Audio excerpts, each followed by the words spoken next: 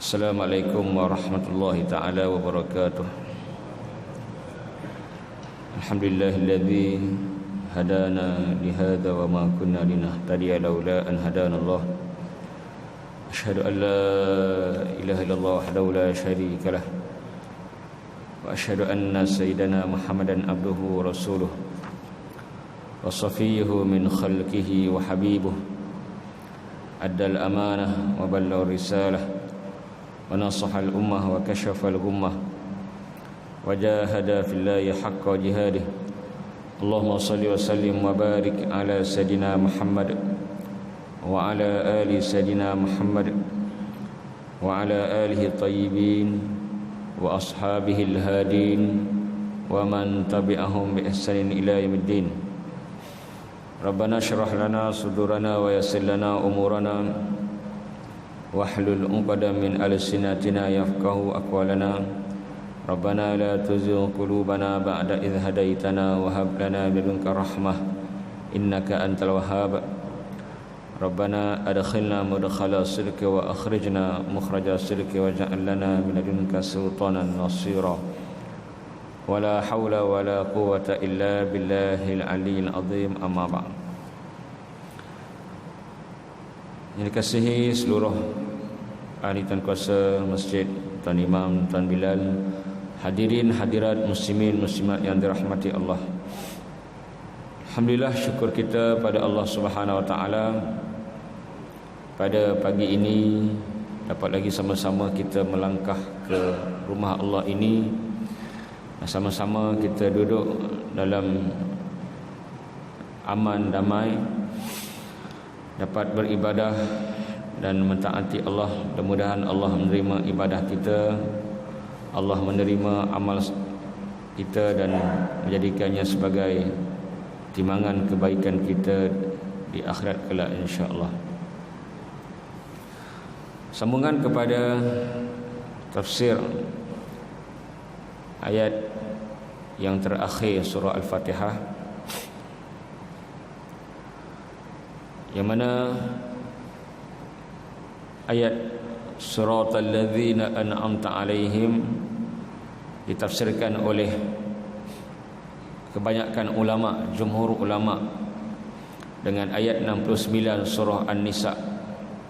Siratal ladzina an'amta alaihim, jalan orang-orang yang engkau telah berikan nikmat kepada mereka. Siapakah orang-orang yang telah Allah berikan nikmat? Mereka adalah dalam surah An-Nisa ayat 69 ada empat jenis, empat golongan yang Allah berikan mereka nikmat,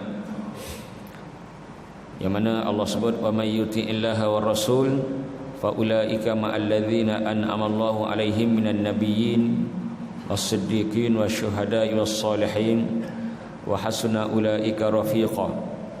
Kita dah bahaskan pada semalam golongan nabi dan golongan siddiqin. Kita masuk kepada golongan yang ketiga, orang-orang yang Allah berikan mereka nikmat, iaitu nikmat yang abadi. Nikmat, semua orang dapat nikmat. Binatang, manusia, sama ada orang Islam ataupun orang bukan Islam, semua dapat nikmat. Tapi maksud nikmat di sini adalah nikmat yang kekal abadi, nikmat akhirat, nikmat yang tidak akan berhenti, ajrun ghairu mamnun, pahala yang tak berhenti, sentiasa terus dan terus. Kita di syurga pun tak perlu nak buat pembedahan kosmetik. Setiap Jumaat orang lelaki akan pergi ke pasar, bukan pergi sembahyang, sembahyang dah tak ada lah, pergi ke suk, pasar syurga. Bukan benda yang perlu kena beli. Kenapa perlu pasar? Kalau tak ada pasar, kita pun dah tak tahu, dah tepu dah, nak fikir nak minta apa lagi.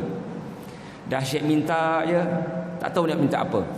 Jadi dekat pasar tadi ada collection, ada pelbagai jenis. Aku yang nak yang ni kan. nak yang ni, nak yang ni, semuanya free. Dan bila sampai ke pasar, lelaki-lelaki ini Allah tukar wajah mereka, kan tukarlah, upgrade lah kepada yang lebih baik. Setiap Jumaat kita semakin handsome, semakin cantik. Bila balik rumah, nampak orang rumah pun makin cantik. Bukan kita sahaja. Jadi ini nikmat syurga yang tak ada unstoppable, tidak berhenti, terus dan terus. Itu maksud nikmat yang Allah sebut an'amta alaihim, golongan yang Allah berikan nikmat.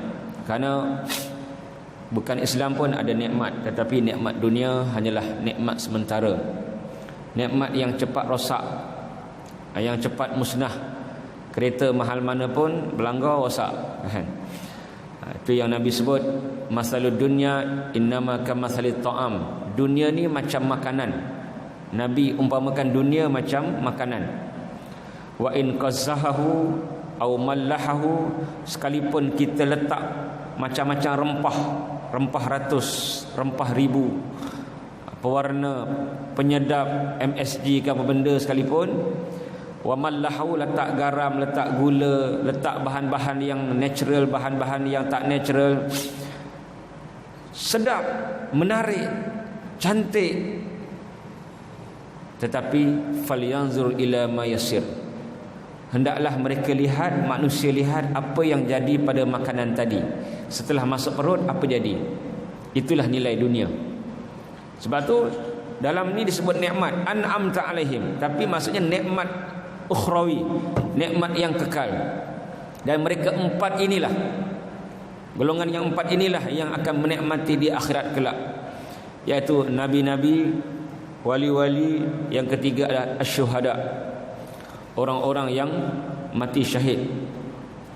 Syahid ni dia ada dua, ada tiga, kan? Ada tiga jenis. Yang pertama adalah syahid dunia akhirat, iaitu orang yang berjuang, berperang, seperti mana orang Palestin sekarang yang berjuang, yang berperang untuk mengusir penjajah yang telah menjajah negara mereka. Termasuklah menjajah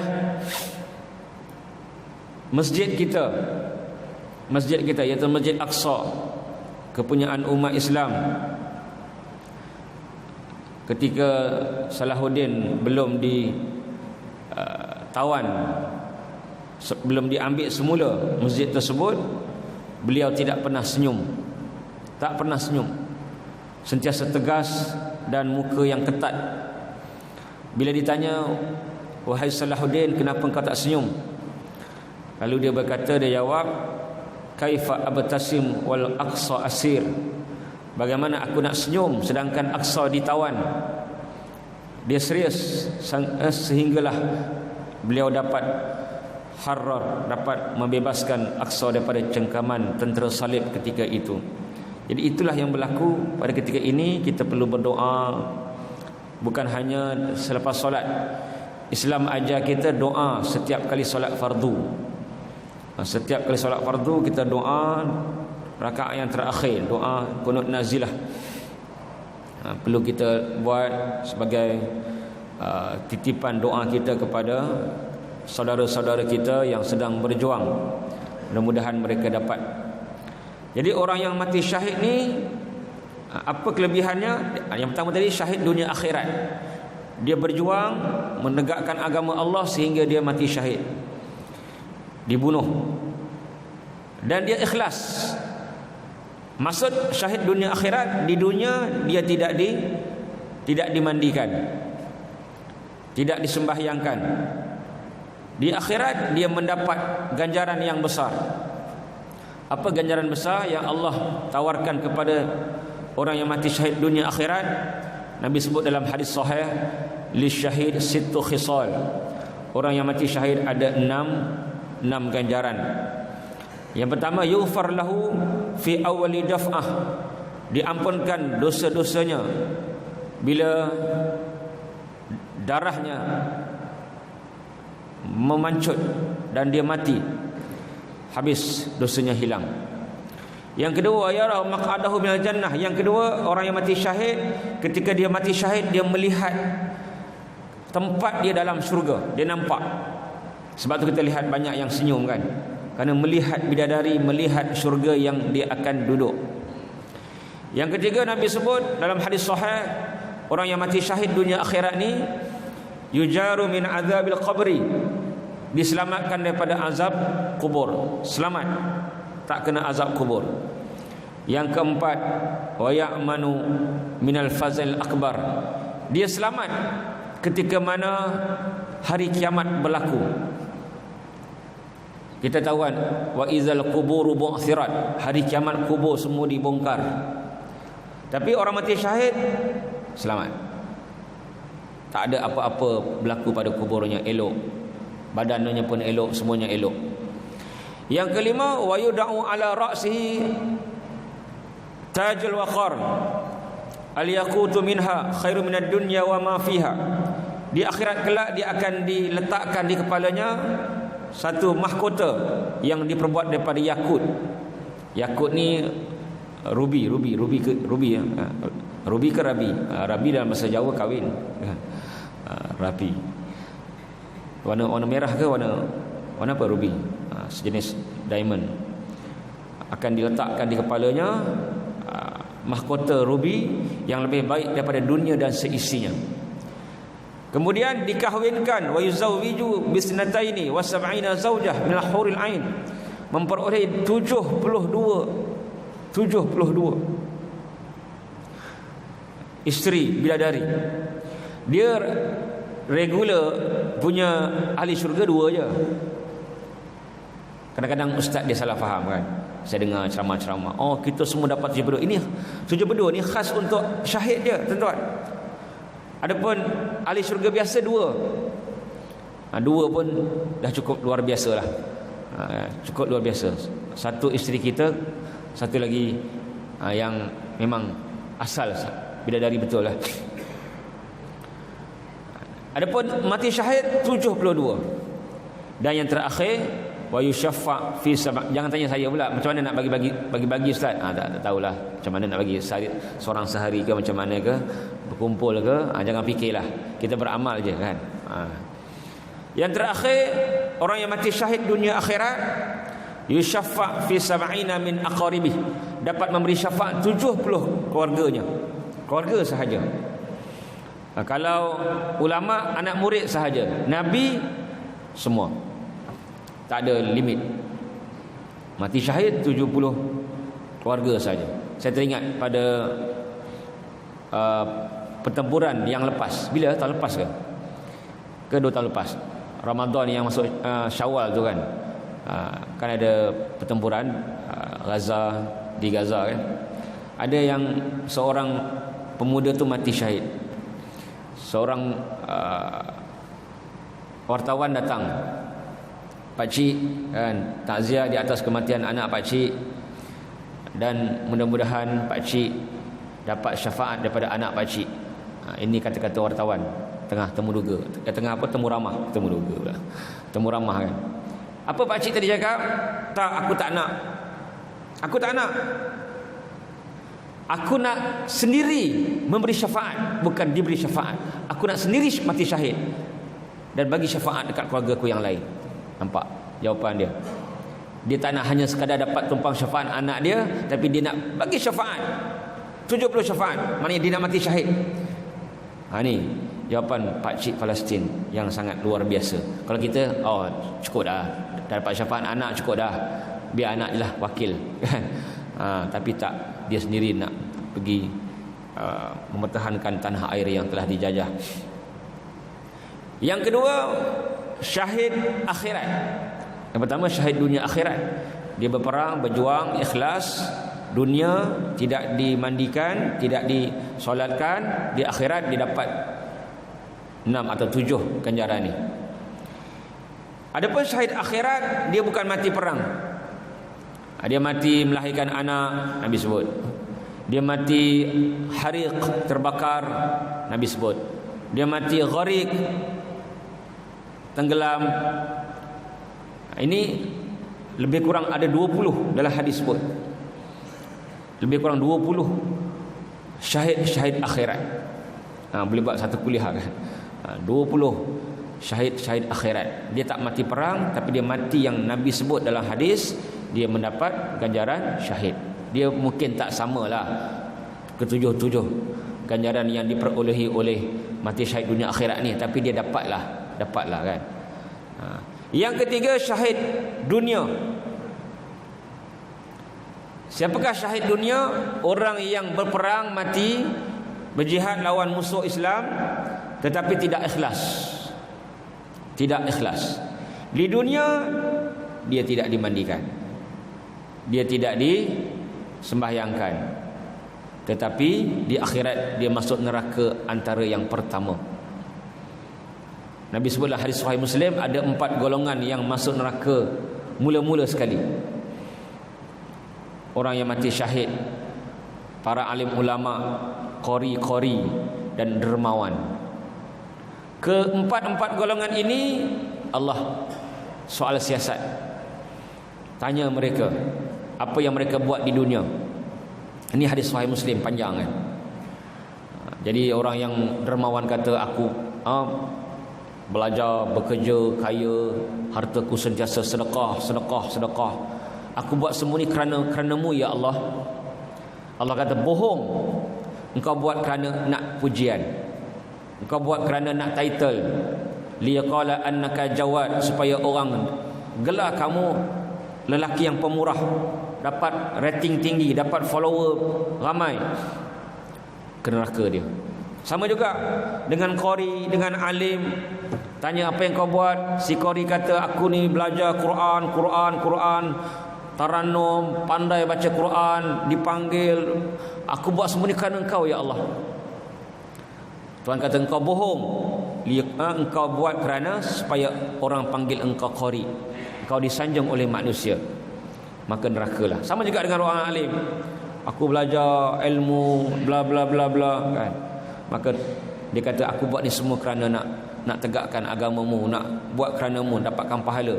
Tuhan kata, engkau bohong. Semuanya kau buat kerana supaya orang panggil engkau orang alim, tok guru, apa lagi, macam-macam lah. Ada zaman sekarang kan, dia sendiri yang upkan diri dia tok guru, syekh, baba ni belah-belah petani kan, ada. Dia sendiri dalam page dia tuan guru kan, dia yang buat, dia yang sebut tuan guru kan. Ini masalah kan.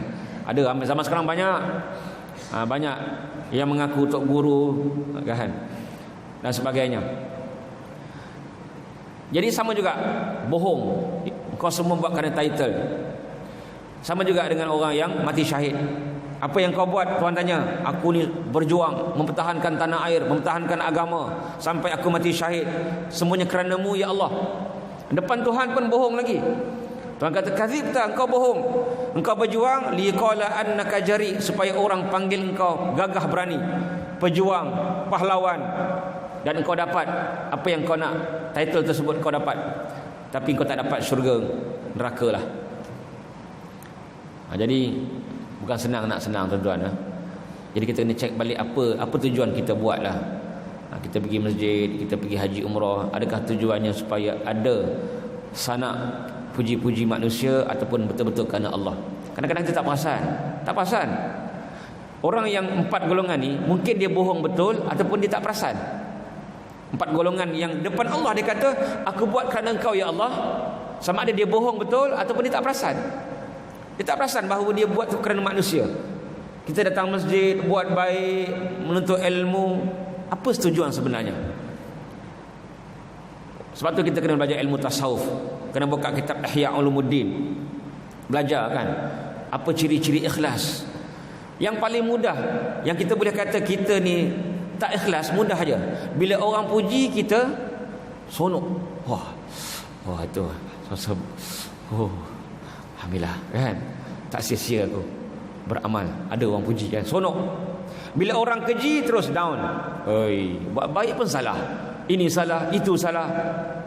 Apa yang dia nak, apa yang dia orang nak. Ini tanda ulama sebut orang yang ikhlas, istiwa izzami wal madhi indan nas. Kata Fudail bin Iyad, ulama yang saya sebut tadi lah, daripada perompak menjadi ulama, tanda ikhlas sama pujian dan kejian di sisi manusia. Orang puji pun dia tak rasa apa, orang keji pun dia tak rasa apa, sebab dia buat kerana Allah. Agak-agak kita ada tak ciri itu? Kalau tidak, kena bersedialah. Na'udzubillah. Jadi cukuplah kita sambung untuk yang terakhir, iaitu solihin dalam ayat 69 ni sebagai tafsiran kepada an'amta alaihim, golongan yang Allah beri nikmat, nabi-nabi, siddiqin, wali-wali, yang ketiga syuhada kita dah sebut hari ini, dan yang keempat as-solihin. Siapakah soleh? Inilah harapan yang terakhir kita. Nabi memang tak boleh, wali jauh lagi, mati syahid pun bukan tempat kita kan. Soleh inilah, mudah-mudahan nanti kita akan terang siapakah orang soleh, sebab ini sahaja golongan yang menerima nikmat abadi di akhirat kelak, iaitu syurga yang sangat luar biasa. Wallahu a'lam. Auzubillahi minasyaitonir rajim. Bismillahirrahmanirrahim. Alhamdulillahirabbil alamin, wassalatu wassalamu ala sayyidil mursalin wa ala alihi washabihi ajma'in. Allahumma inna nas'alukal huda wa tuqa wal afafa wal ghina. Rabbana ja'alna muqimis shalah wa min dhurriyyatina innaka sami'ud du'a. Allahumma harusna bi'annaka la tanam. Allahumma ja'alna alladziina yastami'una al-qawla fayattabi'una ahsana. Allahumma shfina wa shfi mardana wa shfi mardal muslimin. Allahumma ansur islam azal muslimin. Allahumma ansur mujahidina fi Palestin. Rabbana atina fid dunya hasanah wa fil akhirati hasanah wa qina adzaban nar. Sallallahu ala sayyidina Muhammadin nabiyil ummi wa ala alihi washabihi ajma'in. Subhana rabbika rabbil izzati amma yasifun. Wassalamun alal mursalin walhamdulillahi rabbil alamin. Wallahu minkum.